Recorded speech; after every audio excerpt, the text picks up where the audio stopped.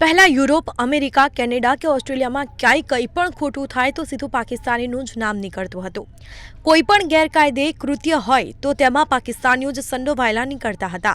હવે સ્થિતિ બદલાઈ ગઈ છે. પાકિસ્તાનીઓએ લગભગ બીજું બધું પડતું મૂકીને આતંકવાદનું અને આતંકી હુમલા ઉપર ધ્યાન કેન્દ્રિત કર્યું છે. જ્યારે હવે વિદેશમાં રહેતા ભારતીયો હવે ત્યાં પાકિસ્તાની વાળી કરીને ત્યાં ભારતીયોએ જબરદસ્ત મહેનતથી મેળવેલી પ્રતિષ્ઠાને જોખમમાં મૂકવા લાગ્યા છે. આજે અમેરિકામાં પરિસ્થિતિ એવી આવી છે કે કોઈપણ પ્રકારના નાણાકીય કૌભાંડમાં ભારતીય અને તેમાં પણ ખાસ કરીને ગુજરાતી કે પંજાબી સામેલ થયેલા જોવા મળે છે. આજે અમેરિકામાં કોઈપણ પ્રકારનો વ્હાઇટ કોલર ક્રાઇમ હોય તો તેનો છેડો ક્યાંક ને ક્યાંક ગુજરાતી કે પંજાબીને અડતો જોવા મળે છે. આ બધાની વચ્ચે કેનેડામાં ગુજરાતીઓએ 18 કરોડની ચોરી કરી હોવાનું સામે આવતા ભારે સનસનાટી મચી. તેમાં એક કે બે નહીં પણ 5 ગુજરાતીઓ સંડોવાયેલા હોવાનું માલુમ પડ્યું છે. 5 ગુજરાતીઓમાં પણ 2 તો પાછી મહિલા છે. આ 5 ગુજરાતી કેનેડામાં એમેઝોનના ફૂલફિલમેન્ટ સેન્ટરમાંથી ચોરી કરતા પકડાયા અને તેમની ચોરી કઈ રાતોરાત પકડાઈ છે તેવું પણ નથી. તેઓ છેલ્લા 2 વર્ષ કરતાં પણ વધારે સમયથી ચોરી કરી રહ્યા હતા તેવો દાવો તપાસકર્તાઓએ કર્યો છે. ઓનલાઈન રિટેલર એમેઝોનમાંથી 5 ગુજરાતીઓએ છેલ્લા 2 વર્ષમાં $20 લાખ એટલે કે અંદાજે 18 કરોડ રૂપિયાથી પણ વધુ રકમની ચોરી કરી હોવાનું કેનેડિયન પ્રસાર માધ્યમોમાં જણાવાયું છે. કેનેડામાં ડરહામની રિજનલ પોલીસે નવેમ્બરમાં દાખલ થયેલી ફરિયાદના આધારે તપાસ શરૂ કરી હતી. તેમણે ફૂલફિલમેન્ટ સેન્ટરમાં કામ કરતા 2 કર્મચારી સામે તપાસ શરૂ કરી હતી. તપાસ કરતા પોલીસ અધિકારીઓનું કહેવું હતું કે એમેઝોનની લોસ પ્રિવેન્સની ટીમ ચોરી અટકાવતી ટીમે તેમનો સંપર્ક કર્યો હતો. તેઓનો આરોપ હતો કે ગુનેગાર કર્મચારીઓ છેલ્લા 2 વર્ષથી થતી ચોરી માટે જવાબદાર હતા. સંયુક્ત તપાસ પછી ડરહામની પોલીસે 2 કર્મચારીની અટકાયત કરી હતી અને તેના પછી કેનેડામાં સ્કારબોરોમાં આવેલા ઘરની ઝડપી લેવા સર્ચ વોરંટનો અમલ કર્યો હતો.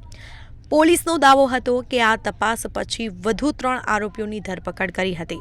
આમ એમેઝોનના ફૂલફિલમેન્ટ સેન્ટરમાં થયેલી ચોરીના કેસનો આંકડો 5 ઉપર પહોંચ્યો છે. પોલીસે આરોપીઓ પાસેથી $2 લાખથી પણ વધારે કિંમતના અત્યાધુનિક ઇલેક્ટ્રોનિક સાધનો અને 50,000 રોકડા જપ્ત કર્યા છે. પોલીસે પકડેલા 5 ગુજરાતીમાં 4 સ્કાર્બોરાના અને ન્યૂ માર્કેટની એક વ્યક્તિનો સમાવેશ થાય છે. પકડાયેલા આ બધા આરોપીઓની વય 28 થી 36 વર્ષની છે. આરોપીઓના નામ યશ ધામેલિયા, જાનવી ધામેલિયા, આશિષ કુમાર સવાણી, મેહુલ પટેલ, બંસરી સવાણી છે.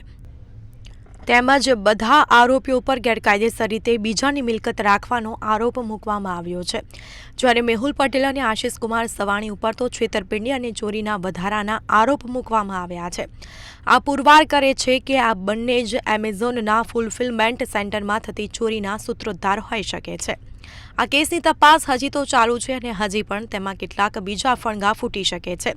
તપાસકર્તાઓએ પણ વિનંતી કરી છે કે આ કેસમાં જે પણ લોકો જાણકારી ધરાવતા હોય તેઓ તેમને જાણ કરે અને જેથી તેઓ આરોપીઓ સામેના કેસને વધુ મજબૂત બનાવી શકે.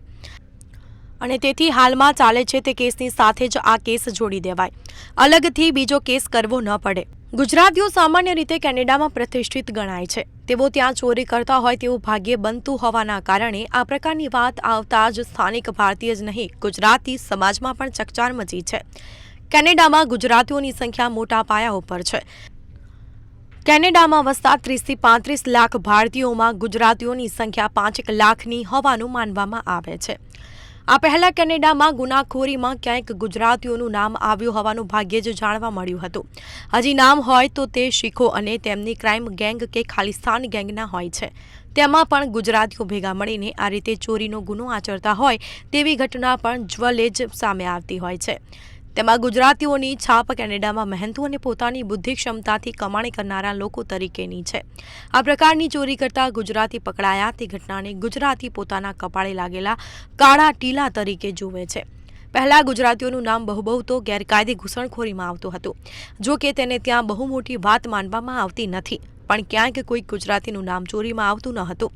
ઉપરથી ગુજરાતીઓ તો ત્યાં દરેક બાબતોમાં મદદ કરનારા તરીકે જાણીતા હતા અને તેનાથી આ તદ્દન વિપરીત જ કહી શકાય તેવી આ ઘટના બની છે.